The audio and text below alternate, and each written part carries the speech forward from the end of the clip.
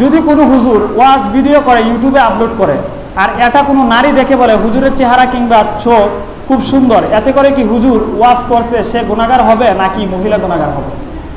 এখন অনেকে আছে হুজুর ভিডিও তো অডিও দিলেও হয়, তা আপনি কেন ভিডিও দেন?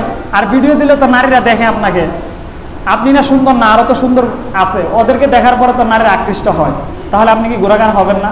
উত্তর হলে গুনাহগার হবেন না। কেননা যেই নারী যে ভিডিওটা দেখতেছে, আমি কি নারীর জন্য ভিডিও বানাইতেছি? এটা আপনারা কি পুরুষ না মহিলা?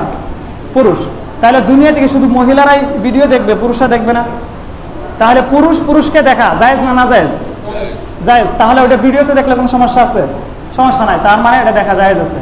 কিন্তু যেই মহিলা ভিডিও দেখলে হুজুর গুনাহগার হবে এই প্রশ্ন যদি কেউ করে, তাহলে অডিও দেওয়ার কথা বলে, তাহলে আমি বলি ভিডিও দেখলে মানুষ যতটা মানুষের প্রতি আকৃষ্ট হয়, কণ্ঠে এর চেয়ে বেশি আকৃষ্ট হয়। পৃথিবীতে এমন ইতিহাস অনেক আছে, গান গাইছে, যাত্রা পালা গান হয়েছে, কণ্ঠ ভালো দেখা রাজার মেয়ে ওর সাথে পালাই গেছে, এমন রেকর্ড আছে না? তাহলে ওই কথা যদি ধর্তব্য হয়, তাহলে তো আমরা যদি শুধু রেকর্ড করি, কণ্ঠটা রেকর্ড করে দেই, এটাও দেওয়া জায়েজ নাই। তখন কি অবস্থা হবে? তখন তো মানে ইসলাম প্রচারের জন্য সকল বাধা। আর যখন আপনি টিকটক দেখেন, আপনি গান দেখেন, মুভি দেখেন, তখন মাসালা জিজ্ঞাসা করেন না। কখন জিজ্ঞাসা করেন? যদি কোনো ওয়াজ আসে, হুজুর মসজিদের ভিতরে ভিডিও করেন, এটা কি জায়েজ? হ্যাঁ, অবশ্যই জায়েজ। কোনো ইমাম সাহেব, কোনো ভালো ইমানদার আলেম, সে নাজায়েজ কাজ মসজিদের ভিতরে করবে, সেটা কি কখনো হতে পারে? অসম্ভব। যদি নারীরা আপনার ভিডিও দেখে আপনার দেখার কারণে গুনাহগার হয়, আপনি ভিডিও বন্ধ করে দিবেন, এটা সম্ভব না।